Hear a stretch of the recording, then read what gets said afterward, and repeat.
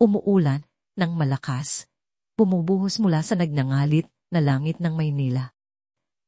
Ang bawat patak ay tila nagdaragdag sa kalituhan at bigat ng gabi sa terminal ng bayan ng Luntian. Sa ilalim ng madilim, halos walang ilaw na bubong. Ang ingay ay nakakabingi ang walang tigil na busina ng mga bus na nagpupumilit lumusot sa masikip na daan. Ang sigawan ng mga konduktor na naghahanap ng huling pasahero, ang tawaran ng mga tindera ng balut at mani, at ang hiyawan ng mga nagmamadaling mananakay na tila ba ang bawat isa ay may hawak na sariling oras na tumatakbo.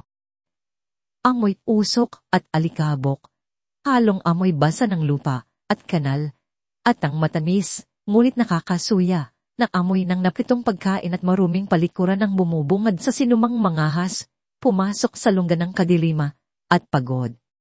Sa gitna ng lahat ng ito, nakatayo ang isang lalaki. Ang kanyang mga mata, na dati matatalas at puno ng desisyon, na yon ay tila walang buhay, nakatingin sa kung saan. Ang kanyang damit, na minsay formal at malinis, ngayon ay gusot at may bahid ng putik sa laylayan ng pantalon at sa manggas ng kanyang polo.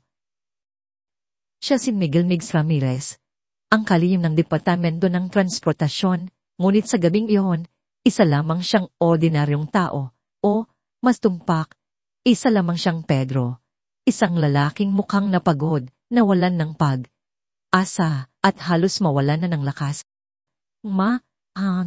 Pakiusap po. Wala po akong pera. Nawala po ang pitaka ko. Kailangan ko lang po talagang makauwi sa probinsya namin. Kahit isang tiket lang po sa bus. Kahit sa huling biyahe, ang pakiusap niya sa kahera na abala sa pagpapabalik-balik ng mga numero sa kalkulator. Ang boses ni Migs, na karaniwan ay may autoridad, ngayon ay hirap na hirap, halos pabulong na lamang. Ang kahera, isang babaeng may matabang pisngi, at tingin na tila walang pakialam, ay tinaasan lang siya ng kilay. Nako, kuya. Gasgas na yang linya mo, ilang beses na kami nakarinig niyan. Kung wala kang pambayad, huwag kang umasa na makasakay. Sagot nito, walang bahid ng awa sa tinig. Sa likuran niya, naririnig ang halakhakan ng ilang naghihintay na pasahero. Ang pakiramdam ni Migs ay unting lumalin, mas mabigat pa sa putik na dumidikit sa kanyang mga sapatos. Ito ang katotohanang kinailangan niyang makita, ang realidad na nagtatago sa likod ng makintab na mga ulat at presentasyon. Sumama ang mukha ng kahera. Keto na naman ang matandang pulubi. Kudi, paalisin mong na to, sigaw niya. At agad namang lumitaw ang isang matabang katiwala ng terminal, si Rodolfo Rodi Teres. Ang mukha ni Rodi ay mapula at bilugan, na may mapanurin tingin at isang ngipin na may gintong takit sa bandang harap. Siya ang tipo ng tao na ang presensya pa lamang ay nagpapakita na ng kapangyarihan, isang kapangyarihan na tila nakabase sa laki ng kanyang tiyan at kapal ng mukha. Anong problema dito? Pungad ni Rodi, sabay tiningnan si Pedro mula ulo hanggang paa, na tila nagpapababa ng pagkatao. Hindi ka ba nakakaintindi? Kung wala kang tiket, wala kang karapatang manatili dito. Pawal ang pulubi rito. Isa ka ba sa mga manloloko na nagpapanggap na naligaw para manghini? Ang mga salitang ito ay tila tumusok sa puso ni Migs. Ang mga araw na siya ay lumalabas sa telebisyon, nagbibigay ng mga pahayag tungkol sa pagpapabuti ng serbisyo, na yun ay tila walang kabuluhan sa harap ng ganitong uri ng pagplato. Gusto niyang sumigaw, ibunyag ang kanyang pagkatao, ngunit pinigilan niya ang sarili. Ang pagmamasid, ang kanyang misyon. Habang kinakausap ni Rodi si Pedro, napansin ni Migs ang isang maliit na transaksyon na nagaganap sa likod ng desk. Lihim na iniabot ni Rodi ang isang bundon ng pera sa isang bus operator, sabay kindat. Ang bus operator ay tumango at maya lang, ang bus nito na dapat ay nasa dulo ng pila ay biglang umabante. Nilagpasan ng iba pang naghihintay na sasakyan. Isang malinaw na senyales ng korupsyon, paglagay sa likod ng pila, overloading, at pagpapabaya sa mga regulasyon, sa kaligtasan lahat ay tila bahagi lamang ng araw na operasyon sa terminal na ito. Ang dugo ni Migs ay unti-unting kumukulo, ngunit nanatili siyang kalmado sa labas. Umayos ka rito kung ayaw mong masaktan, banta ni Rodi, sabay tulak kay Pedro. Napatumba si Pedro sa basang sahig. Ang putik ay lalong dumikit sa kanyang danit. Ang sakit sa tuhod ay hindi kasing sakit ng hiya at galit na nararamdaman niya. Sa sandaling iyon, isang babae ang lumitaw mula sa madilim na sulok ng terminal. Siya ay may tindig na matatag.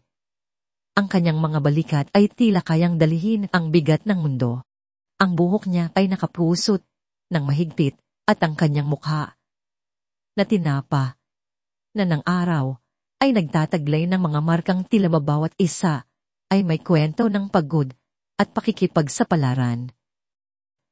Siya si Maria Marites de la Cruz, isa sa iilang babaeng driver ng bus, at siya ang nagmamaneho ng utang 27. Ang kanyang mga mata ay matatag, matalin, ngunit may lalim na tila nakakakita sa lampas ng panlabas na anyo. Tahimik niya lamang na pinagmasdan ang buong pangyayari. Nang makitang itinataboy si Pedro, naglakad si Marites papunta sa kahera. Walang salita, walang emosyon sa kanyang muka. Kinuha niya ang kanyang pitaka at tahimik na inabot ang eksaktong halaga ng pamasahe para sa isang tiket papunta sa probinsya. Ang kahera, na tila nagulat, ay walang nagawa kundi ibigay ang tiket. Pagkatapos, lumapit si Marites kay Pedro na nakaupo pa rin sa sahig, nagpupumilit na makabangon. Hindi niya pinansin ang tingin ng mga tao. Pinuksan niya ang isang maliit na Tupperware na naglalaman ng adobo. Malamig na adobo at kanin. Inatin niya ito sa dalawa at inabot kay Pedro. Ang kanyang tingin ay seryoso, walang awa sa sarili, ngunit puno ng intindi. Lulan na, Kuya. Huwag kang late sa huling biyahe, ang sabi niya tang kanyang boses ay bahagyang paos, ngunit may kalmado. Hindi ito isang pakiusap, kundi isang utos na may kasamang pag-aalala. Sinigs na ngayon ay si Pedro ay nagulat, nagpasalamat at nahiya sa parehong pagkakataon.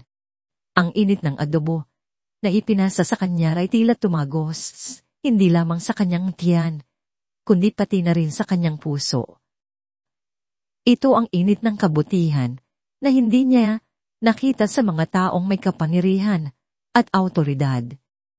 Sa loob ng kanyang puso, sumisiklab ang isang kakaibang pakiramdam, isang paghahanga sa kabutihan na tila nawala na sa mundo, at isang kahihiyan sa pagiging peking bahagi ng mundong iyon. Ang kanyang misyon ay nagsimula sa isang pagkabigo, ngunit ang pagdating ni Marites ay nagbigay ng isang kislap ng pag-asa at isang matinding personal na pagsubok. Ang tiket na hawak ni Migs ay tila isang pasaporte, hindi lamang sa kanyang probinsya, kundi sa isang mundong matagal nang nakalimutan o sadyang hindi niya nakita. Ang mainit na adobo sa kanyang kamay ay nagsisilbing panimula sa kung ano ang magiging pinakamahalagang paglalakbay ng kanyang buhay. Walang sabi. Umakyat si Migs sa bus, sumunod sa sinabi ni Marites. Umuumulang makina ng bus 27. At sa gitna ng malakas na ulan at ingay ng terminal, dahan itong gumulong, sumabay sa agos ng mga sasakyan na palabas ng terminal ng bayan ng Luntian. Umandar ang bus, at ang bawat pihit ng gulong ay tila naglalayo kay Migs sa kadiliman at kaguluhan ng bilyong proyektong kanyang pinamamahalaan. Nakaupo siya sa isang upuan sa bandang likod, Ang basang bintana ay nagpapakita ng malabong refleksyon ng kanyang pagod na mukha. Palihim niyang minamasdan si Marites sa pamamagitan ng salamin sa harap. Ang salamin na sumasalaming hindi lamang sa daan, kundi pati na rin sa loob ng bus at sa mga taong sakay nito. Hawak ni Marites ang manibela ng mahigpit, ngunit may kasanayan. Ang kanyang mga kamay na may ilang peklat at bahagyang magaspang ay tila kabisado ang bawat galaw ng sasakyan. Nakatuon ang tingin niya sa daan, ang kanyang mga mata ay matalin sa paghahanap ng mga lubak at bigla ang pagbabago sa kalsada. Minsan, bumubulong siya sa kanyang sarili. Diyos ko, ang laki ng lubak na yan. Akala mo ba hindi nakikita ng po? O kaya'y, hay nako, ganyan na naman ang kalsada pag umuulan. Kailan kaya aayusin? Hindi ito reklamo, kundi obserbasyon ng isang tao na araw na nakikipagbuno sa realidad ng sirang infrastruktura. Ang bawat salita ay tumatak sa isip ni Migs, nagsisilbing kumpirmasyon ng mga pagkukulang na matagal nang pilit niyang tinatakpan ng mga numero at estadistika. Kinain niya ang adugo na kahit malamig ay nagbigay ng init sa kanyang tiyan at sa kanyang puso, isang paalala ng kabaitan na kanyang natanggap. Sa bandang gitna ng bus, may isang batang konduktor na abala sa pagkukolekta ng pamasahe at paggabay sa mga pasahero. Siya si Carlo, halos DC, 4 anyos, payat, ngunit maliksi at may malaking respeto kay Aling Marites. Aling Tess, malandang gabi po. Bati niya kay Marites sa isang pagkakataon habang inaabot ang listahan ng pasahero. Magandang gabi, Carlo. Ayos ba ang mga pasahero? Ingat sa daan, madulas, sagot ni Marites. Nang hindi man lang lumingon, ang tingin ay nakatuon pa rin sa kalsada. Mula sa mga maiikling uusap nila, unting nabubuo sa isip ng migsang larawan ni Marites.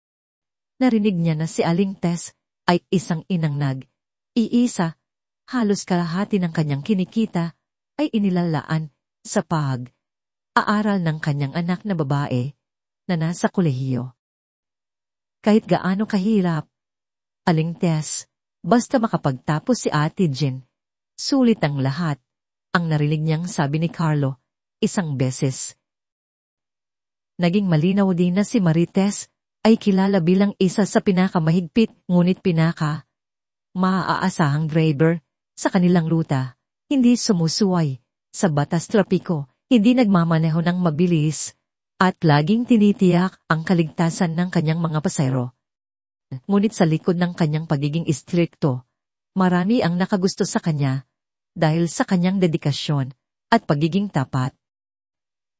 Habang bumabaybay ang bus sa madilim at basang kalsada, biglang nangyari ang isang mapanganib na insidente. Isang motorsiklo ang humaharurot. Biglang lumabas mula sa likuran ng isang truck at overtake sa kurbada sa gitna ng malakas na ulan. Halos bumangga ito sa gilid ng bus.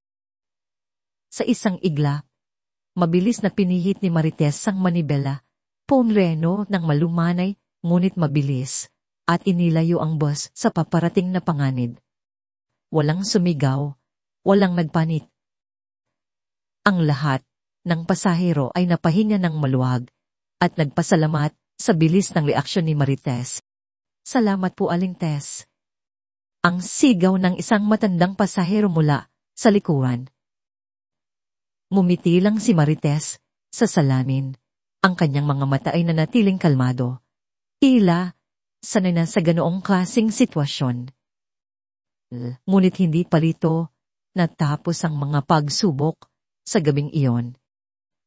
Ilang kilometro pa ang tinakbo ng bus ng isang pasahero sa bandang harap, na halatang nakainom ay nagsimulang mag-ingay.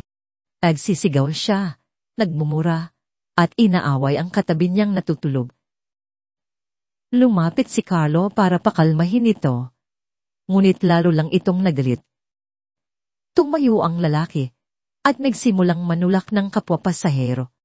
Walang alinlangan inihinto ni Marites ang bus sa gilid ng kalsada. Pumaling siya sa likuan. Ang kanyang mukha ay seryoso, ngunit walang bahid ng takot. Kuya, ang kanyang tinig ay malakas at matatag. Kung hindi ka po titigil sa iingay, baba ka po sa bus. Walang nanggugulo dito. Respeto naman po sa mga kapwa pasahero. Nagulat ang lasing na pasahero. Hindi inaasahan ang ganoong katatag na tugon mula sa isang babae. Sino ka ba para diktahan ako? Sigaw nito, ngunit may bahid ng aalinlangan sa kanyang boses. Ako po ang driver ng bus na ito. At ang trabaho ko po ay tiyakin ang kaligtasan at kapayapaan ng lahat ng nakasakay. Kung hindi mo kayang gawin yan, bumaba ka. Mariin sabi ni Marites, hindi nagpatinad. Nakita ni Migs kung paano nag-isip ang lasing na pasahero. Walang dahas, walang pagtaas ng boses. Ngunit ang awtoridad ni Marites ay hindi matatawaran. Sa huli, napilitan ang lasing na maupo. Nagbubulong. Bulong, ngunit hindi na muling nanggulo. Nagpatuloy ang bus at muling nagbigay pugay ang mga pasahero kay Marites sa kanilang mga tingin at ilang bulong na pasasalama. Uminto ang bus sa isang maliliit na karinderya sa gilid ng highway para sa isang maikling pahinga. Umaba ang karamihan sa mga pasahero para unat o magkape.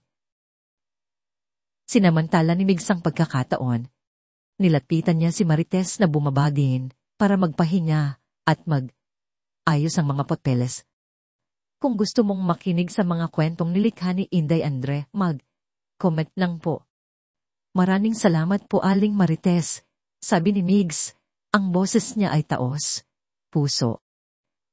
Hindi ko po alam kung paano ko kayo pasasalamalan sa tulong niyo kanya, at sa tiket, at sa adobo. Tiningnan siya ni Marites. Ang kanyang tingin ay matalin, ngunit may ngiti na lumitaw sa gilid ng kanyang labi, isang ngiting bihirang makita. Wala yon, kuya. Ganyan talaga ang buhay. Minsan may kakamti, minsan wala.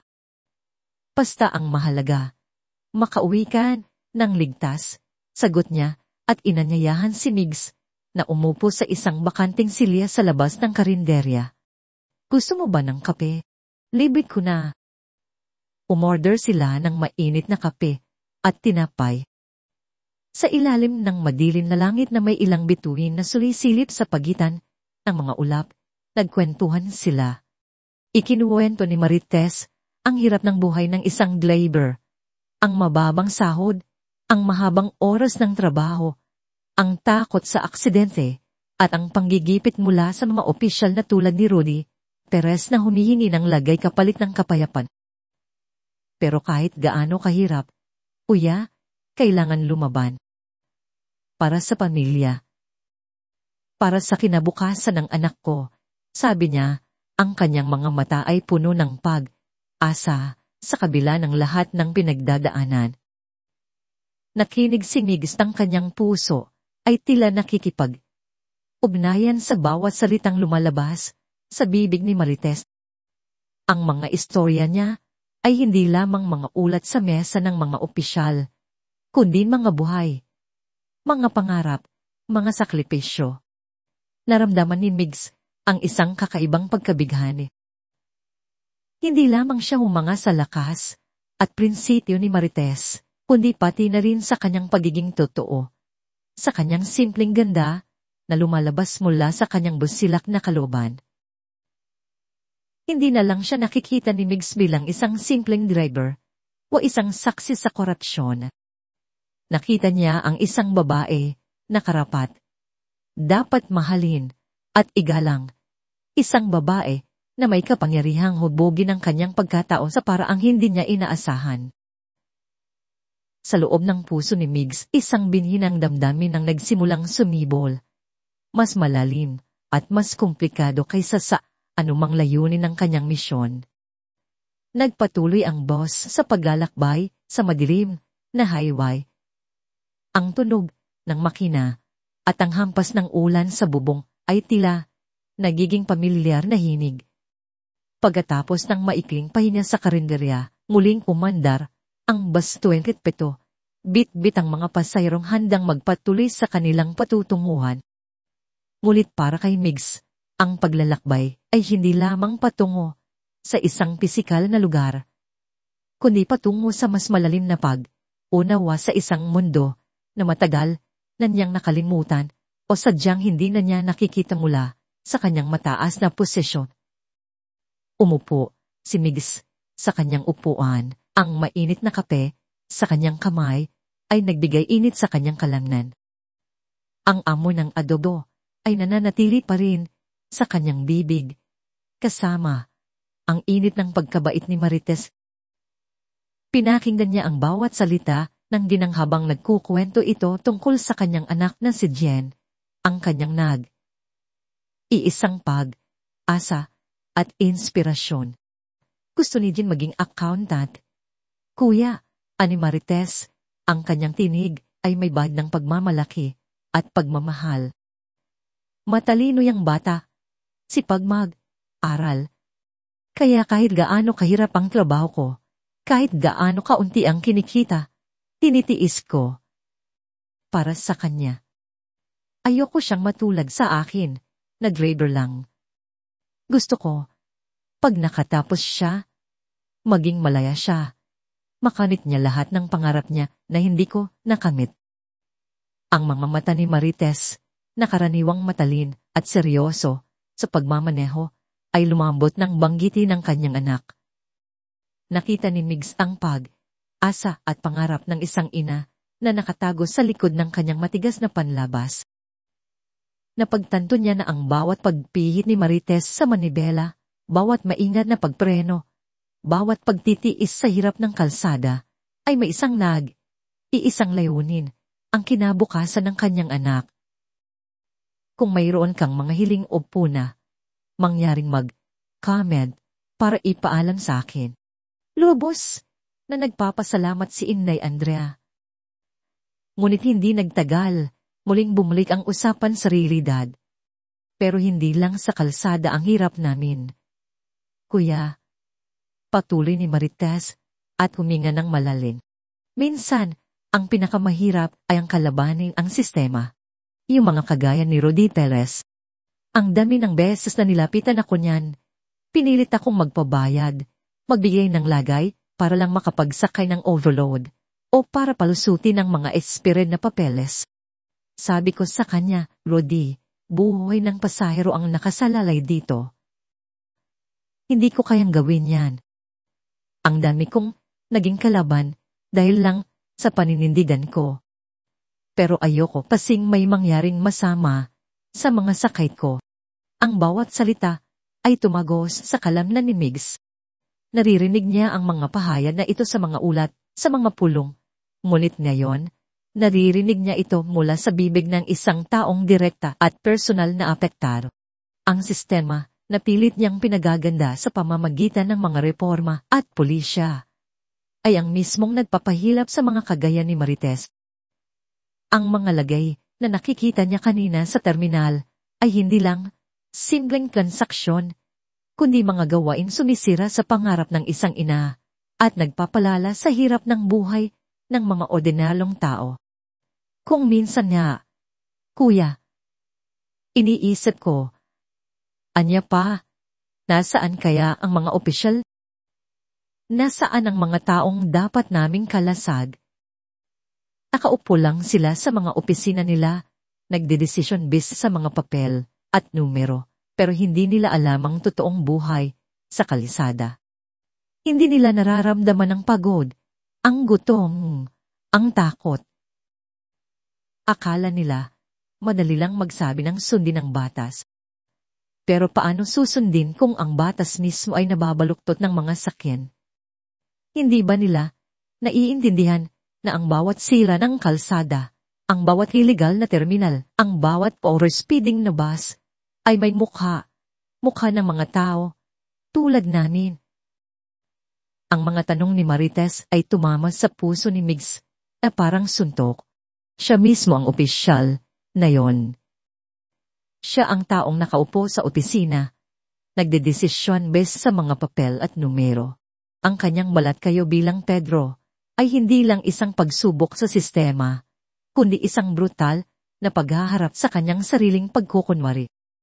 Ang kanyang mga kamay, na sanay humawak ng mga panulat at papeles, ay biglang naramdaman ang bigat ng kasinungalingan. Paano siya makakabalik sa kanyang matayog na posisyon? Alam ang lahat ng ito. Paano niya maipagpapatuloy ang kanyang buhay na may pribilehiyo habang si Marites ay patuloy na nakikipagbuno sa bawat araw? Isang matinding pakiramdam ng kahihiyan at pagkakasala ang bumalot kay Migs. Ang kanyang posisyon, ang kanyang kapangyarihan, ang kanyang mga plano para sa pagbabago ay biglang naging mungkag at walang silbi kung wala itong tunay na pag-unawa sa kalagayan ng mga tao. Ang kanyang misyon ay hindi lang tungkol sa paghuli ng mga korap, kundi sa pagtuklas ng empatiya, isang bagay na tila matagal nang nawala sa kanyang mundo ng politika.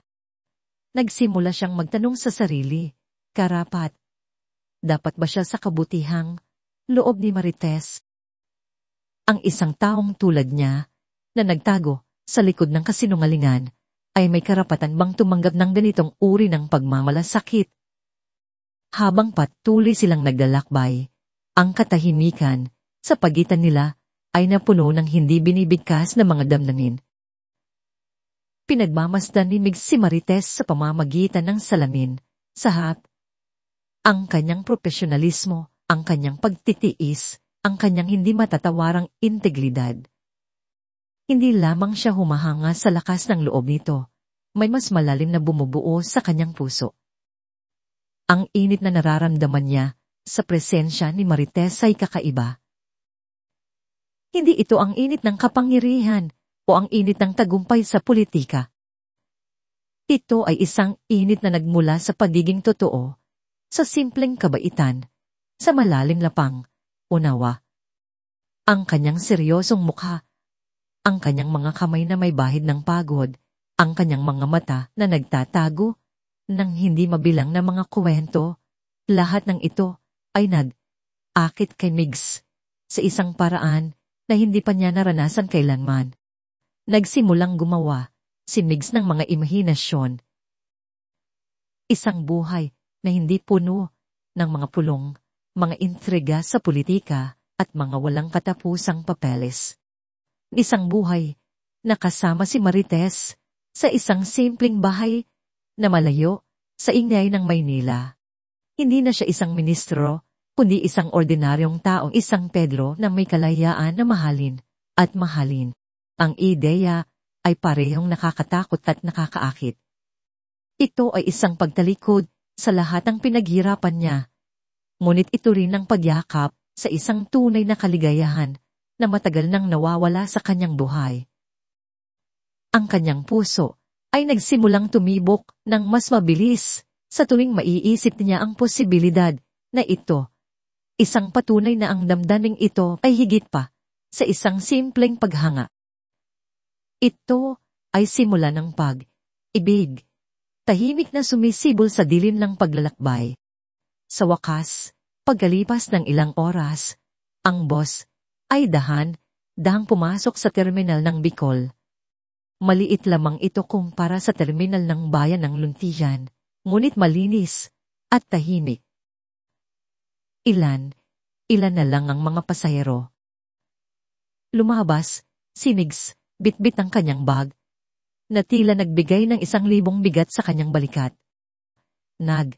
Alinlangan siya. Ang kanyang puso ay udyok na sabihin ang totoo. Upang ipahayag ang kanyang tunay na pagkakakilanlan, ang kanyang tunay na damdamin. Ngunit ang kanyang isip ay nagbabala sa mga posibleng kahihinatnan. Ang pagtatago ay naging isang pader sa pagitan nila at ang pagbasag nito ngayon ay maaaring magdulot ng mas matinding sakit. Lumingon si Migs kay Marites na abala sa pag-aayos ng kanyang mga papeles. Ang liwanag ng isang ilaw post ay nagbibigay ng anino sa kanyang mukha. Salamat po, Aling Marites, anya. Ang kanyang boses ay bahagyang nanginginig. Sa lahat, po. Maraming salamat. Ang kanyang mga mata ay nagsalita ng mas marami kaysa sa mga salitang lumabas sa kanyang bibig, pagpapasalamat, paghanga, panghihinayang at isang simula ng pag-ibig na halos hindi niya maintindihan. Ngumiti si Marites, isang ngiting hindi na gaanong bihira, ngunit may bahid ng pagtataka. Walang anuman, kuya. Ingat ka sa pag-uwi, sagot niya. At tumango. Ang kanyang mga mata ay nanatili sa mata ni Migs ng bahagya. Tila mayroong hindi inaasahang tindi sa tingin ng lalaki na nagdulot ng isang sandali ng pagkarito. Ngunit mabilis itong nawala at muli siyang bumalik sa kanyang mga papeles. Umalis si Migs sa terminal, ang bawat hakbang ay tila naglalayo sa kanya sa isang bahagi ng kanyang sarili na ngayon lang niya natuklasan. Ang bus 27 ay nanatili sa likod niya, isang huling pagtingin sa ilalim ng madilim na kalangitan. Nagdala ito sa kanyang patutunguhan, ngunit mas mahalaga, naghatid ito sa kanya sa isang bagong pag-unawa sa kanyang sarili at sa puso ng isang babae na hindi niya inaasahang magbabago sa kanyang buong mundo. Ang liwanag ng bukang liwayway ay nagsisimula ng sumilip sa silangan. Ngunit para kay Migs, ang paglalakbay sa dilim ay kakatapos pa lamang. Pagkatapos ang mahabang paglalakbay sa dilim, ang bus na numero 27 ay naghatid kay Pedro sa Bicol. Ngunit ang paglalakbay na iyon ay hindi nagtapos sa kanyang pagbaba sa terminal. Ang paglalakbay ay nagpatuloy sa kanyang puso at isipan, isang paglalakbay pabalik sa realidad na kanyang iniwan. Ngunit may dala ng bagong pang-unawa at isang di inaasahang damdamin. Ang sumunod na umaga ay bumungad sa isang Ministro Miguel Migs Ramirez na hindi na katulad ng dating Migs. Walang bahid ng pagod si Pedro sa mukha, ngunit may bigat na bumabalot sa kanyang mga balikat na higit pa sa anumang nakasanayan niyang pasanin. Ang malamig na aircon sa kanyang malawak at tahimik na opisina ay tila hindi kayang palamigin ng aalam na apoy ng galit at kahihiyan na nararamdaman niya. Ang amoy ng kape sa kanyang desk ay hindi kayang burahin ng alaala ng adobo ni Aling Marites, at ang malambot na swivel chair ay hindi kayang palitan ng pakiramdam ng magaspang na upuan sa dos. Mabilis niyang sinimulan ang araw, ngunit hindi sa karaniwan niyang mga gawain. Ang kanyang mga tauhan, sanay sa kanyang kalmado at kalkuladong pagdedesisyon, ay nagulat sa kanyang matalas at seryosong tono. Ipatawag lahat ng pinuno ng Departamento sa Transportasyon. Ngayon din, ang utos niya, ang bawat salita, ay may bigat na halos hindi niya maintindihan ng binagmulan. Ang mga mata niya ay nagliliyab sa determinasyon na hindi pa nila nakikita. Sa emergency meeting, hindi siya nagpaligoy. Para sa kaalaman ng lahat, nagkaroon tayo ng malalim na problema sa ating mga terminal, partikular na sa terminal ng bayan ng Luntian. Ang bawat salita ay parang suntok sa mesa. May malawakang korupsyon, kapabayaan sa serbisyo, at paglabag sa mga regulasyon, sa kaligtasan. Mayroon tayo mga taong nakikinabang sa pagpapahirap sa ating mga ordinaryong mamamayan at sa paglalagay sa panganib sa kanilang buhay. Tiningnan niya ang bawat isa sa mga pinuno. Ang kanyang tingin ay matalim at puno ng pagtuligsa. Hindi na ito usapin ng mga ulat o estadistika. Personal kong nakita, narinig at naramdaman ang kapabayaan at kawalang iyaan ng ilang miyembro ng ating ahensya. Ang mga staff ay nagtinginan, palaisipan kung saan galing ang ganitong detalye. Partikular, gusto kong malaman ang lahat tungkol kay Rodolfo Perez, ang manager ng terminal ng bayan ng Lunsyan. Sumpoy na ang lahat ng kanyang transaksyon, ang kanyang mga permit, ang mga reklamo laban sa kanya. Huwag kayong lilingon. Huwag kayong titigil hanggat hindi natin nahuhukay ang lahat ng katotohanan. Ang utos ay malinaw at kagiyak. Sa loob ng ilang oras, ang buong opisina ay naging pugad ng aktibidad. Ang kanyang personal na team ay abala sa pagkalap ng ebidensya. Tinuruan niya sila sa kung ano ang hahanapin. Ang mga lagay sa libro ng terminal, ang mga illegal na shortcut sa mga ruta, ang mga substandard na bus na pinapayagan pa ring bumiyaya. Ang kanyang first-hand account ay nagbigay sa kanila ng blueprint na mas detalyado pa sa anumang intelligence report. Ngunit hindi naging madali. Ang sistema ay may sariling mga tentakas at ang bawat paghuhukay ay nagbubunyag ng mas malalim na koneksyon. May mga tawag na natatanggap ang kanyang opisina, mga friendly reminders mula sa mga matataas na personalidad na may interes sa terminal, mga paalala na ang paggalaw sa mga bagay na ito ay maaaring magkaroon ng hindi inaasahang kahihinatnan. Ngunit para kay Migs, ang mga banta na ito ay nagpatibay lamang sa kanyang determinasyon. Ang mga mukha ng mga pasahero sa bus, ang mga salita ni Marites, ang pagod sa kanyang mga mata. Iyon ang kanyang kalasag at kanyang sandata. Sa gitna ng lahat ng kaguluhan, ang isip ni Migs ay patuloy na bumabalik sa isang tao, si Marites de la Cruz. Ang kanyang matigas na mukha, ang kanyang mga kamay na sanay sa manibela, ang kanyang walang iimbot na kabaitan, ang kanyang tibay ng loob. Bawat piraso ng ebidensya na kanyang nahuhukay, bawat reforma na kanyang pinaplano, ay tila may mukha ni Marites sa likod nito. Naaalala niya ang ngiti ni Marites nang binahaginan siya ng adobo. Ang pagiging maingat nito sa pagmamaneho sa madilim na kalsada, ang kanyang pagtatanggol sa mga pasahero mula sa isang lasing. Ang pinakamasakit na bahagi ng kanyang kalooban ay ang katanungan, ano ang mararamdaman ni Marites kapag nalaman niya ang katotohanan? Na ang Pedro na kanyang tinulungan, ang lalaking kanyang kinausap at pinagbahaginan ng kanyang mga pangarap at pagkabigo, ay ang mismong ministro na nagpaplano ng mga reforma sa kanyang industriya. Mapapatawad kaya siya ni Marites sa kanyang panlilinlang? Ang pagkabait na ibinigay nito sa kanya, ang pagtitiwala na nakita niya sa mga mata nito, lahat ba yon ay nasisiya sa isang iglap? Ang pag-ibig na tahimik na sumisibol sa kanyang puso ay ngayon ay nababalutan ng takot at pag-aalilangan. Hindi na ito simpleng paghanga. Ito ay isang matinding paghahanap sa isang kaluluwa na nakita niya sa dilim, isang kaluluwa na nagmulat sa kanya, sa isang katotohanan na matagal nang nakatago sa kanya.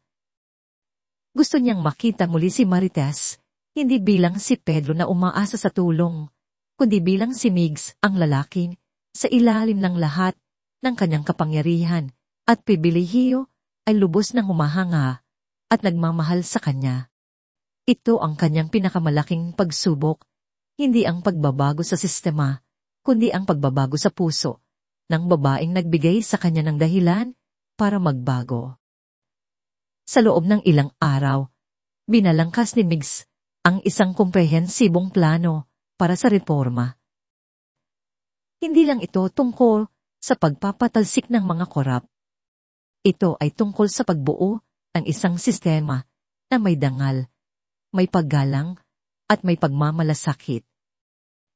Gusto ko ng mas maayos na pasilidad para sa mga driver at konduktor, animig sa kanyang mga staff.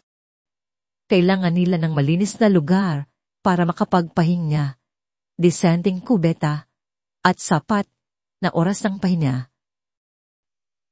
Hindi lang sila makina. Sila ay mga tao na may pamilya at may karapatang tratuhin ng may respeto.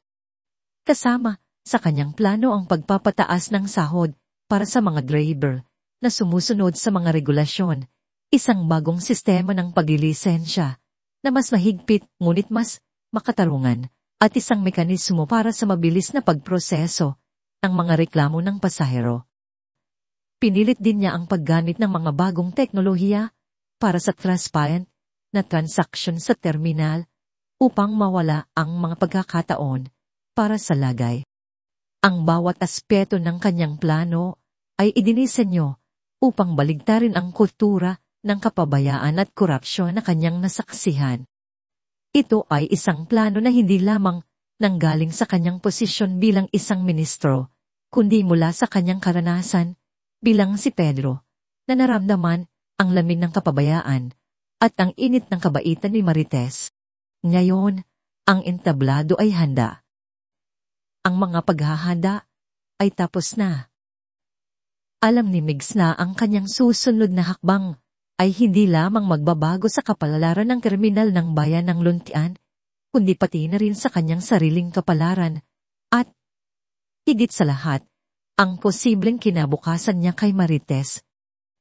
Ang liwanag ng bukang, liwayway, ay sumisikat na at kasama nito ay ang pag-asa ng pagbabago at ang takot sa pagharap sa mga katotohanan na kanyang itinago. Ilang linggo ang lumipas, ngunit para kay Ministro Miguel Migs Ramirez, tila bawat araw ay isang taon ng paghihintay. Ang mga gabi ay puno ng mga alaala ni Marites, habang ang mga umaga ay nakatuon sa pag-uukay ng katotohanan at pagpaplano ng reforma.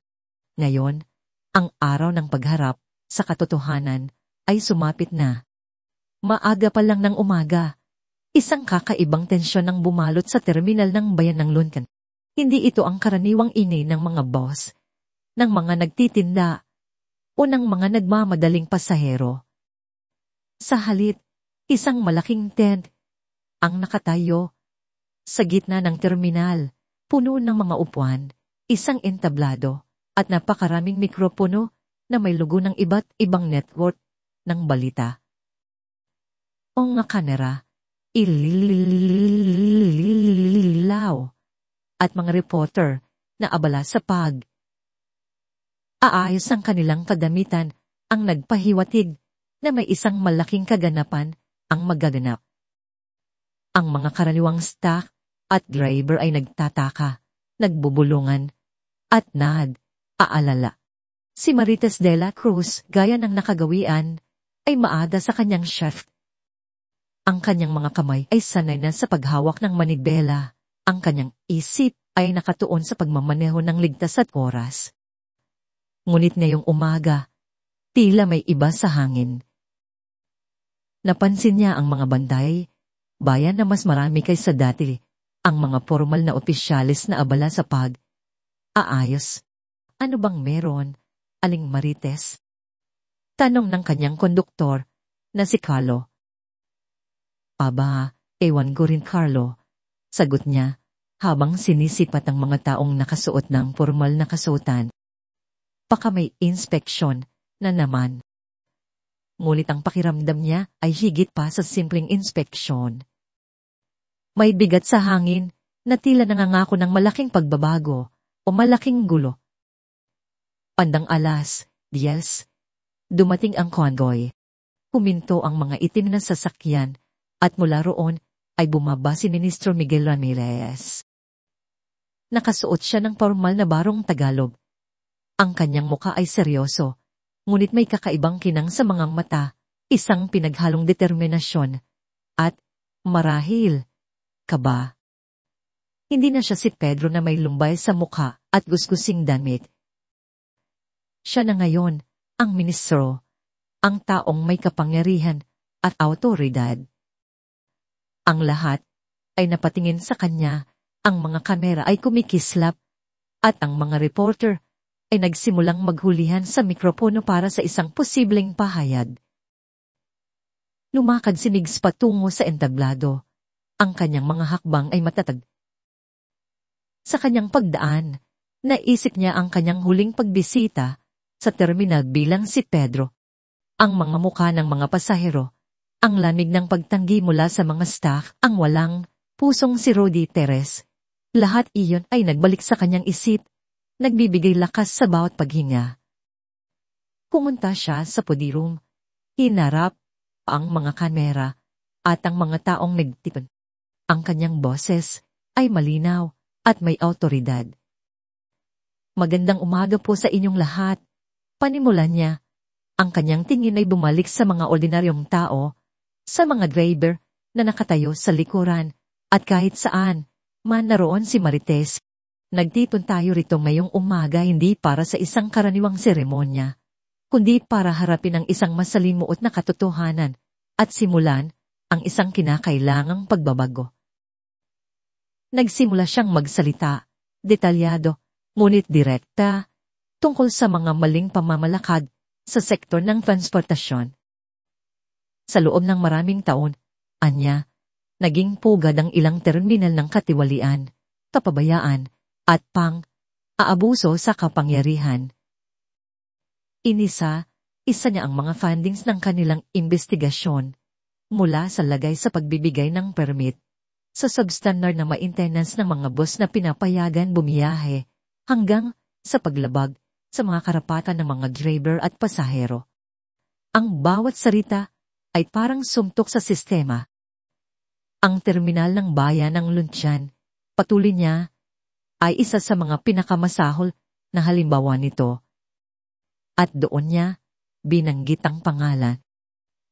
Ang ating investigasyon ay nagpapatunay na si Rodolfo Perez, ang kasalukuyang manager ng terminal, ay may malawak na kasaysayan ng korupsyon at pagpapabaya sa tungkulin. Narinig ni Marites ang pangalan ni Rodi Perez. Napatigil siya sa pag-aayos ng kanyang bus. Siya at ang iba pang mga driver ay kilala ang pangalan ni Rodi at ang kanyang mga gawaing tiwali. Ngunit ngayon lang nila narinig ang isang opisyal na nagbunyag nito ng hayagan. Si Rodi Perez, na nakatayo sa gilid ng entablado, ay namutla. Sinubukan niyang magkunwari na hindi siya apektado, ngunit ang panginginig ng kanyang kamay at ang pagkawala ng kulay sa kanyang mukha ay halata. Mayroon tayong sapat na ebidensya, sabi ni Migs. Ang boses ay naging mas matigas na magpapatunay sa kanyang mga krimen. Kaya naman, sa bisa ng aking kapangyarihan bilang kalihim ng transportasyon, inaaresto si Rodolfo Perez, kasama ang ilang miyembro ng kanyang tiyan, dahil sa paglabag sa mga batas laban sa korupsyon at sa pagpapabaya sa tungkulin. Agad na lumapit ang mga pulis at inaresto si Rodi Perez. Ang dating mayabang na manager ay biglang naging maliit at walang magawa, habang siya ay iginagapos. Ang mga tao sa terminal ay nagulat, ang iba ay nagpalakpakan, ang iba ay nagsigawan ng galit at katarungan. Ang isang simbolo ng katiwalian sa terminal ay sa wakas ay nanguli. Si Marites ay nakatitig, halos hindi makapaniwala sa nangyayari.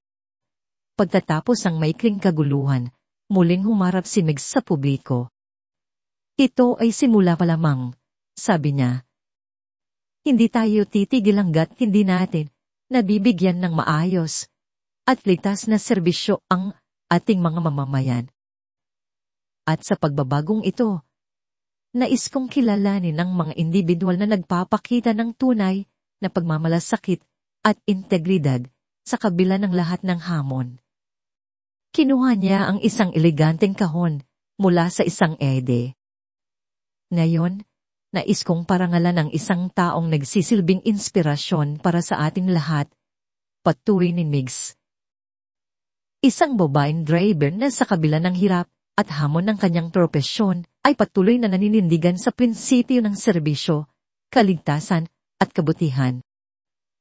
Isang taong hindi at biling tumulong sa isang estranghero na nasa kadipitan, kahit pa siya mismo ay may sariling pinagdadaan.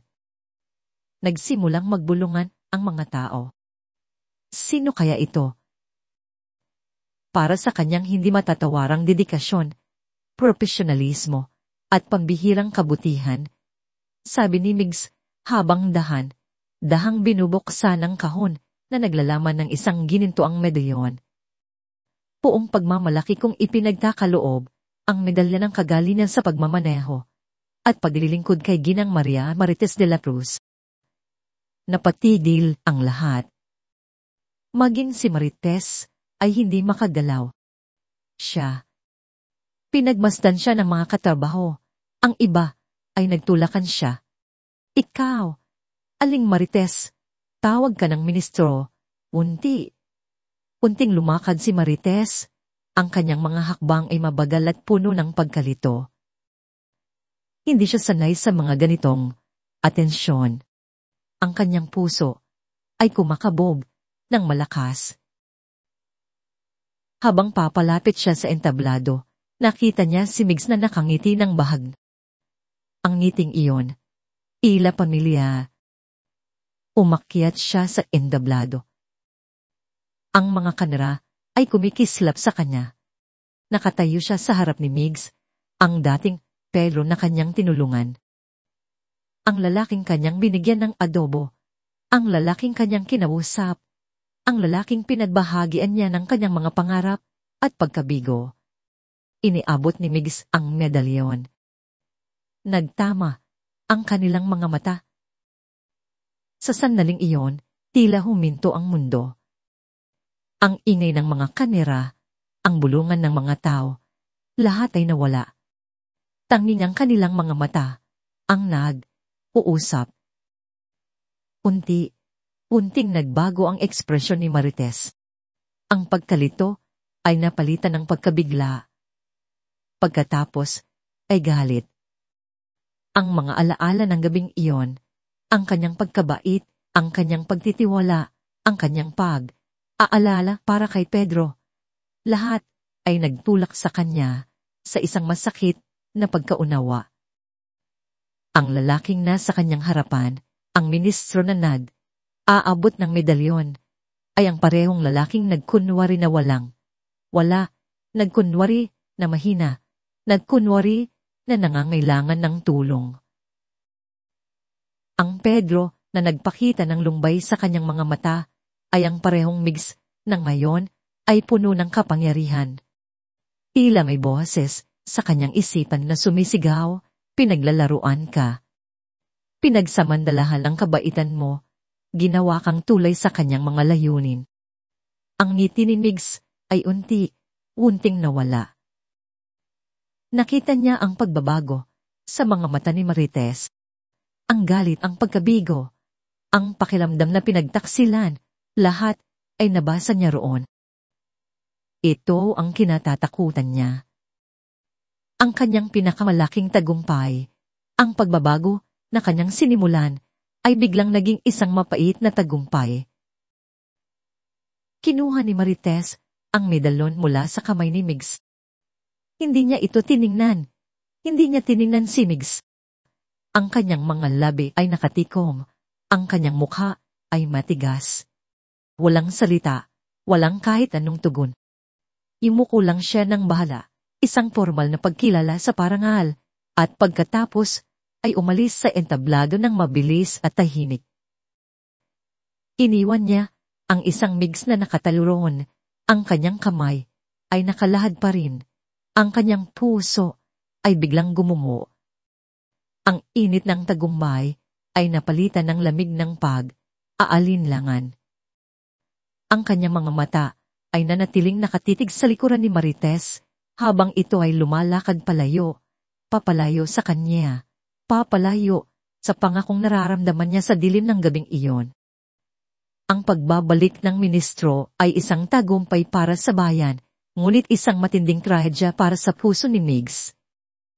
Ang laban para sa reforma ay nagsimula na, ngunit ang laban para sa puso ni Marites ay tila kakasimula pa lamang, at mas mahirap pa, ang pagbabalik ng ministro ay isang tagumpay para sa bayan, ngunit isang matinding trahedya para sa puso ni Migs. Ang laban para sa reforma ay nagsimula na, ngunit ang laban para sa puso ni Marites ay tila kakasimula pa lamang, at mas mahirap pa.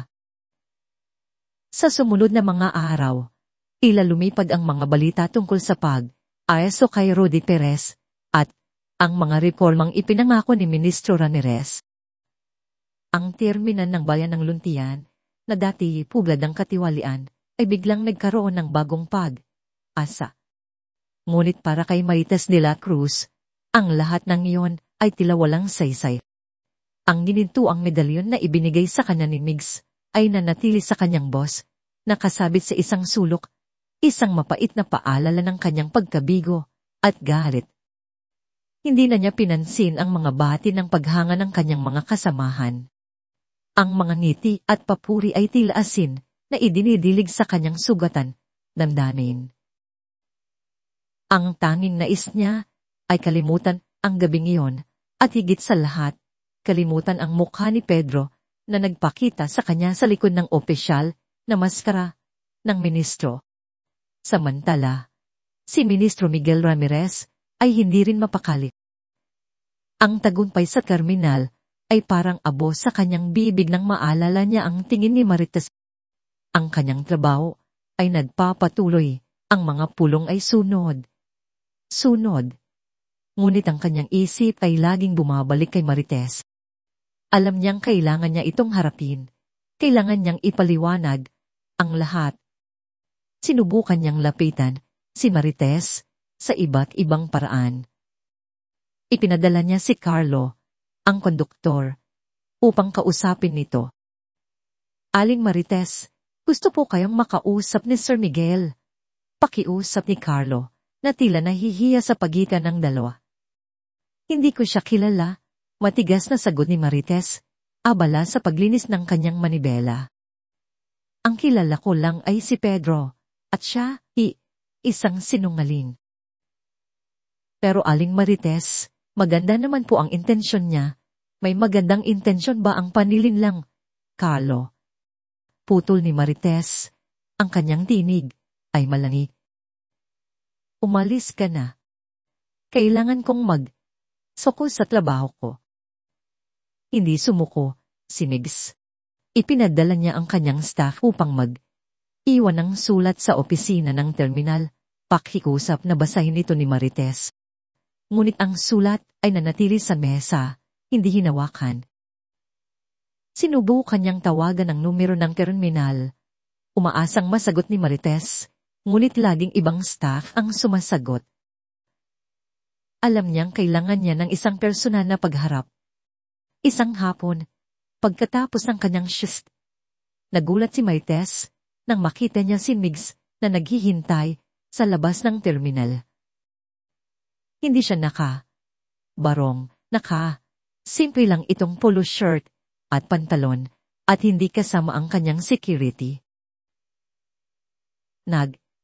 Iisa ito, nakatayo sa ilalim ng poste ng ilaw. Mukhang malungkot at pagod. Marites, awag niya. Tiningnan siya ni Marites ng matalin. Tano na naman ito. Ministro. Marites, pakiusap. Kausapin mo ako. Pakiusap ni Migs, lumapit ng isang hakbang. Para saan pa? Anong ni Marites? Ang kanyang tinig ay puno ng hinanakit. Para balikan ang nakaraan. Ang mga kasinungalingan mo. Hindi. Para ipaliwanag ang mga kasinungalingang yon. Para ipaliwanag kung bakit ko nagawa ang mga yon. Hindi umimik si Marites. Naglakad siya papalayo, subalit sumusunod si Migs. Marites, pakiusap. Kahit 10 minuto lang. Kung pagkatapos noon ay ayaw mo pa rin akong makita, hindi na kita guguluhin. Pangako. Uminto si Marites. Ang determinasyon sa tinig ni Migs, ang pagod sa kanyang mukha, mayroong isang bagay na nagtulak sa kanya na mag-alilangan. Sa huli, napabuntong, ininya siya. Sige, sabi niya, walang emosyon, pero hindi rito. Tumango si Migs. Sinundan niya si Marites sa isang maliit na coffee shop na malapit lang sa terminal, isang lugar na karaniwang dinadayo ng mga driver at konduktor para sa merienda. Ang amoy ng kapeng barako at tinapay ay bumalot sa kanila. Umupo sila sa isang sulok, malayo sa ingay, ngunit ang tensyon sa pagitan nila ay tila mas makapal pa sa usok ng kape. Nag-order si Marites ng mainit na kape, habang si Migs ay nag-order ng tubig. Ang kanyang mga kamay ay bahagyang naninginig. Ano na naman ang gusto mong sabihin, Ministro? Tanong ni Marites, hindi tumitingin sa kanya. Ang kanyang tinig ay may bahid ng pagod at galit. Inipon ni Migs ang kanyang lakas. Marites, alam kong galit ka. Alam kong pakiramdam mo ay niloko kita. At wala akong karapatang kwestiyonin yan. Dahil totoo, niloko kita. Sa wakas, tiningnan siya ni Marites. Ang kanyang mga mata ay puno ng matinding sakit. Niloko mo ako, Ministro. Pinaniwala mo akong ikaw ay isang kawawang tao na nawalan ng direksyon, na kailangan ng tulong. At ako, na wala rin, ay nagbigay ng kung ano ang kaya kong ibigay. Ang adobo ko, ang aking tiwala, ang aking mga pangarap na ipinagsabi ko sa iyo. Lahat ng yon, nagkunwari ka lang ba? Ang boses niya ay nanginginig sa galit. Pinagsamantalahan mo ang kabutihan ko. Inamit mo ako para sa sarili mong layunin, para lamang magkaroon ng magandang kwento sa media, isang ministro na nagpapanggap na dukha, para lang makita ang totoo. At ako ang naging kasangkapan mo sa experiment na iyon. Ramdam ni Migs ang bawat salita, bawat ulos sa kanyang puso. Hindi, Marites. Hindi ganoon. Anong hindi ganoon? Sigaw ni Marites, medyo nataasan ng boses, dahilan upang mapatingin ng ilang tao sa kanila. Ang buong pagkatao mo noong gabing iyon ay isang kasinungalingan. Ang pangalan mo, ang kwento mo. Niloko mo ako, Migs. Hindi ka Pedro. Ikaw si Ministro Ramirez, ang taong may kapangyarihan na maaaring magawa ang gusto niya nang hindi na kailangang magpanggap. Naintindihan ko ang galit mo, Marites. At wala akong balak na magbigay ng dahilan para mapawian. Sabi ni Migs. Ang kanyang boses ay malumanay, ngunit puno ng sinseridad. Nagkamali ako sa pagtatago ng aking tunay na pagkatao. Walang kapatawaran ang panlilin lang na yon. Kaya't, sa kaibuturan ng aking puso, humingi ako ng tawad sa iyo. Imuko si Migs, ang kanyang mga kamay, ay magtasama sa mesa, tila nagdarasal. Ang intensyon ko, Marites, ay hindi para gamitin ka. Ang intensyon ko ay para makita ang totoo. Bilang ministro, nakakulong ako sa mga opisina, sa mga ulat, sa mga pulong.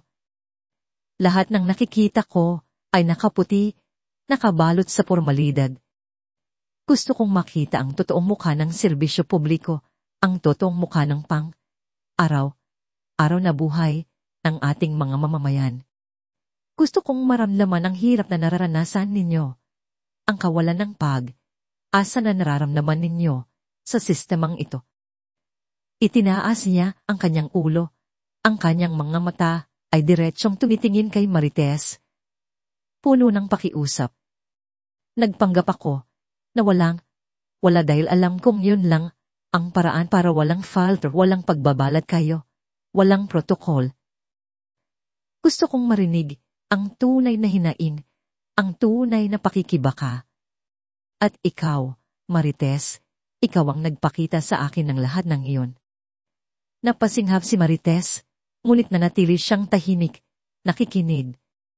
Ang kabaitan mo, Marites, ang pagtulong mo sa isang estranghero na akala mo'y walang-wala. Iyon ang nagbukas ng aking mga mata. Ang pagiging matatag mo sa likod ng manibela, ang integridad mo sa kabila ng lahat ng temptasyon at hirap. Hindi ko inasahan na makikilala kita. Hindi ko inasahan na ang pusong iyon na puno ng pagmamalasakit at lakas ay magbibigay sa akin ng napakaraming aral. At hindi ko inasahan na mararamdaman ko ang mga bagay na nararamdaman ko ngayon para sa'yo. Uminto si Migs. Hinayaan ang kanyang mga salita na lumalin sa pagitan nila. Ang mga nararamdaman ko para sa'yo, Marites, hindi parte ng aking etsirinid. Hindi parte ng aking plano. Iyon ay tunay. Iyon ay totoo. Ang paghanga ko sa'yo, ang paggalang ko sa'yo at ang pagmamahal ko sa'yo ay nagsimula nang marinig ko ang iyong mga pangarap, nang makita ko ang iyong pagod, ngunit may pag-asa pa ring mga mata. Nagulat si Marites. Pagmamahal. Nagulat siya sa pagtatapat. Ang kanyang muka ay nahulog sa gulat, pagkatapos ay muling nagbalik ang pagdududa. Madaling sabihin niya ngayon, Ministro. Sabi niya, ang kanyang tinig ay mahina. Na yung nanghuli mo na ang mga gusto mong mahuli. Na yung nakapaglinis ka na ng imahe mo sa publiko. Hindi, Marites. Sagot ni Migs. Ang kanyang boses ay mas matatag na yon. Ang mga pagbabagong nangyayari ngayon sa terminal, sa Department of Transportation, hindi iyan para sa media. Iyan ay para sa mga taong tulad mo, dahil sa'yo, Marites. Inilabas niya ang kanyang telepono at ipinakita ang ilang larawan. Simula ngayong buwan, Marites, lahat ng driver ng bus ay magkakaroon ng karagdagan sa sahod na malayo sa dati nilang kinikita. Ito ang resulta ng pag-review namin sa mga kontrata ng mga bus company. Sunod niyang ipinakita ang plano para sa terminal ng bayan ng Luntian. Tingnan mo ito, Marites. Mayroon na tayong pondo para sa renovation, ang mga pasilidad. Magkakaroon ng malinis at maayos na pahingahan para sa mga driver. May libreng kape at tubig. Ang mga boss na hindi sumusunod sa safety standards, hindi na papayagang bumiyahe. May bagong sistema rin para sa report ng korupsyon, at may hotline na maaring tawagan ng mga driver at pasahero nang hindi natatakot. Ipinaliwanag niya ang lahat, ang bawat detalye, ang bawat plano na nakikita na sa pagpapatupad. Ang kanyang mga mata ay nagniningning sa pag-asa. Ang lahat ng ito, Marites, nagmula sa gabing iyon. Ang mga sinabi mo tungkol sa pagod ng driver, ang iyong pagiging matatag sa harap ng aksidente at ng lasing na pasahero, ang iyong pagkadismaya sa sistema. Lahat iyan ang nagtulak sa akin na gawin ito. Hindi lang ako nagpanggap na Pedro, Marites. Naging Pedro ako. Dahil sa'yo, naramdaman ko kung ano ang pakiramdam ng maging Pedro.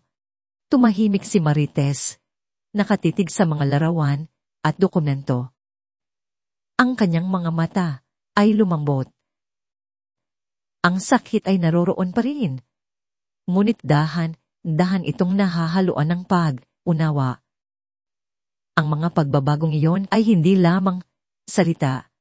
Nakita na niya ang simula ng mga ito sa terminal.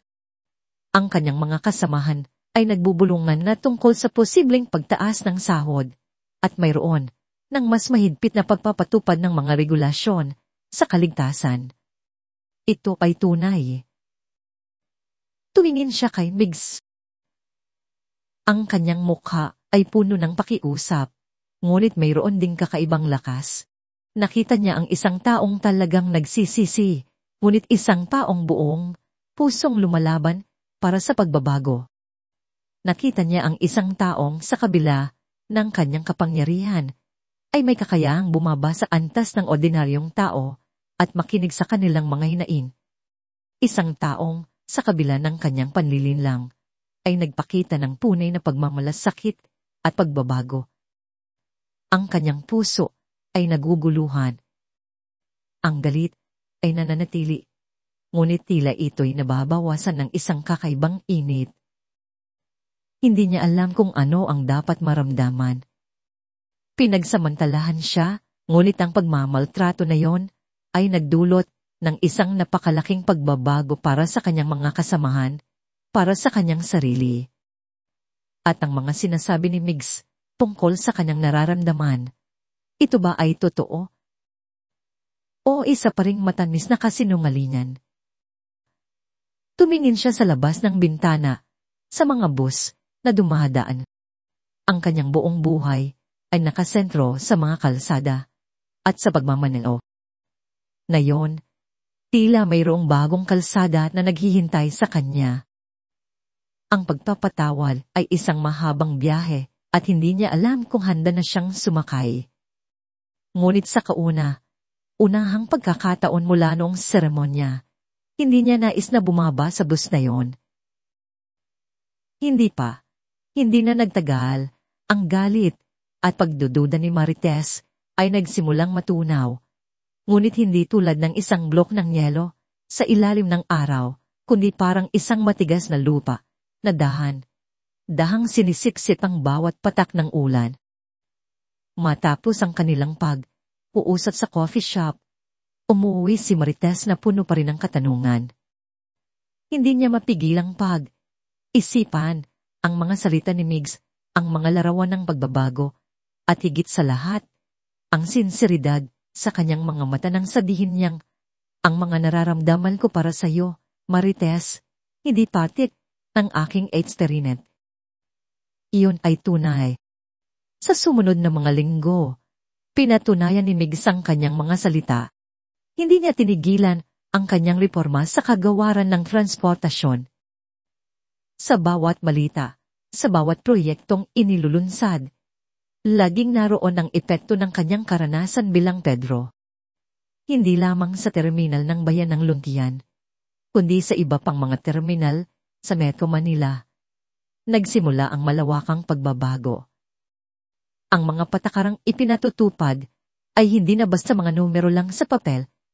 Ito ay naging mga patakarang nagtataguyod sa kapakanan ng mga ordinaryong mamamayan at ng mga manggagawa sa transportasyon. Si Marites, sa kabilang banda, ay nanatiling maingat, bagaman nakikita niya ang mga pagbabago at naririnig ang positibong bulungan ng kanyang mga kasamahan tungkol sa pagtaas ng sahod at mas maayos na kondisyon ng trabaho. Hindi pa rin niya lubos na maibigay ang kanyang tiwala. Ngunit hindi rin niya kayang baliwalahin ang lahat. Nakikita niya ang pagod sa mukha ni Migs sa mga balita, ang kanyang walang tigil na pagpupursigik para sa bayan.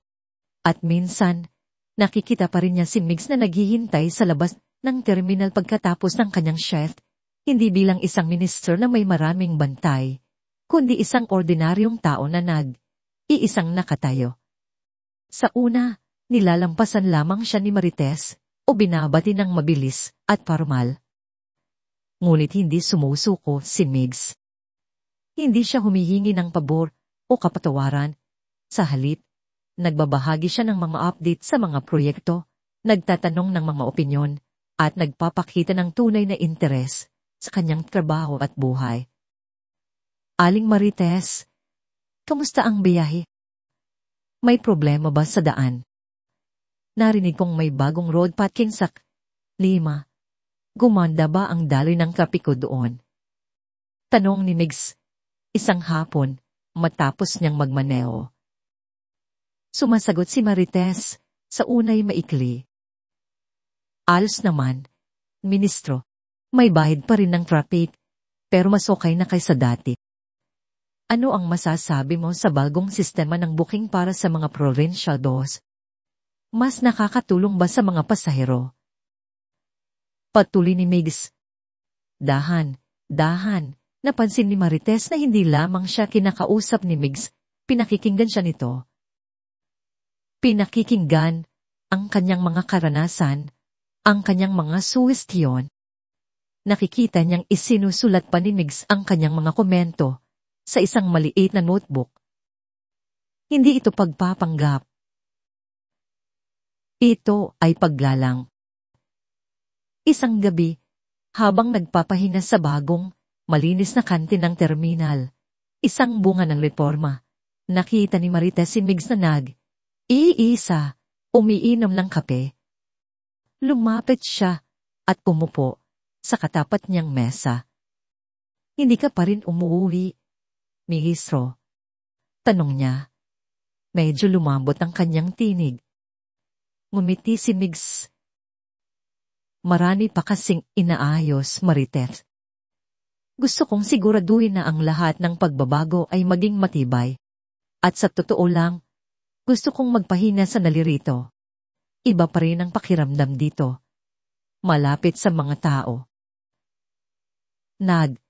Order si Marites ng kapeng barako. Sa loob ng ilang sandali, katahimikan ng namayani.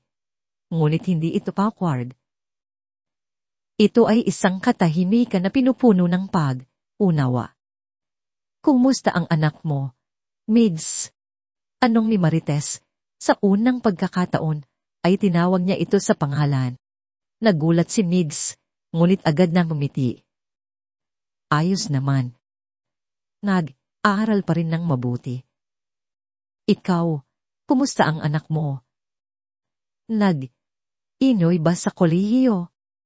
At mula roon nagsimula silang magbahagi ng mas personal na mga kwento, mga pangarap para sa kanilang mga anak, mga hirap na dinanas, mga maliliit na tagumpay. Nakita ni Marites ang isang Migs na hindi lamang ministro, kundi isang ama, isang taong may sariling mga pinapasan at may puso. Nakita naman ni Migs ang mas malalim na Marites ang pag-asa sa kabila ng pagod, ang talino, at karanasan sa kabila ng simpleng buhay. Ang kanilang ugnayan ay kunting namukadkad, hindi sa nagmamadaling paraan, kundi tulad ng isang halaman na dahan-dahang lumalaki. Pinapatibay ang bawat ugat. Hindi na nila maibabalik ang Pedro at ang nagpakumbabang driver. Ang pundasyon na yon ay nabuo sa paggalang sa isa't isa, sa pag-unawa sa kanilang mga pagkakaiba, at sa isang lumalagong pagmamahal na lumampas sa mga titulo at estado. Ito ay pagmamahal sa pagitan ng dalawang tao na nagpakita sa isa't isa ng mga nakatagong sulok ng kanilang kaluluwa, ang kapangyarihan ng kabutihan, at ang pangangailangan ng tunay na pagbabago. Ang terminal ng bayan ng Lunsyan ay naging isang testamento ng pagbabago. Mula sa dating magulo at maalingas na lugar, naging isang huwarang ito ng transparency at efficiency. Ang mga driver at konduktor ay mayroon ng maayos na sahod, may mga benepisyo, at may disenteng pahingahan. Hindi na rin pinapayagan ang mga boss na bumibiyahe nang hindi sumusunod sa mga safety standards. Ang buhay, ang mga manggagawa ay umunlad, at ang mga pasahero ay nakakaramdam ng kapanatagan. Si Marites de la Cruz, ang matapat at masipag na driver ng Basno 27, ay naging simbolo ng integrity, isang inspirasyon, hindi lamang sa kanyang mga kasamahan, kundi maging sa publiko, patunay na ang kabutihan ay nagbubungma. Isang Sabado ng hapon, matapos ang isang lingbong puno ng pulong at biyahe, naglakad sina Migs at Marites sa isang tahimik na parke sa Manila. Malayo sa ingay ng mga bus at sa formalidad ng mga opisina, ang simoy ng hangin ay tila naghahatid ng kapayapaan. Magkahawak, kamay sila, hindi nagsasalita, sapat na ang kanilang presensya sa isa't isa. Tumingin sila sa papalubog na araw na nagbibigay kulay kahit sa dulo ng kalangitan. Naisip kong naiintindihan ko ang lahat tungkol sa bansang ito. Marites, simula ni Migs, ang kanyang tinig ay malalim, puno ng pagmumuni. Muni. Ngunit ikaw ang nagpakita sa akin ng totoong mundo at pati na rin ng aking puso. Ngumiti si Marites, ang kanyang mga mata ay hindi na nagtatago ng galit, kundi napupuno ng pag-ibig at kapanatag. Mahaba pa ang ating lalakbayin, Mistro, sabi niya nang may bahid ng pagbibiro at bahagyang humigpit ang hawak sa kamay ni Migs. Pero basta't magkasama tayo. Nagpatuloy sila sa paglalakad. Ang kanilang mga anino ay humaba kasama ng paglubog ng araw. Hindi lamang sila naglalakad bilang dalawang individual, kundi bilang dalawang kaluluwa na handang harapin ang hinaharap ng magkasama. Hindi lamang sa kanilang pag-ibig, kundi pati na rin sa kanilang patuloy na dedikasyon sa paglilingkod sa bayan, sa pagbuo ng isang mas mabuting sistema ng transportasyon para sa Pilipinas, isang biyahe na puno ng pag-asa.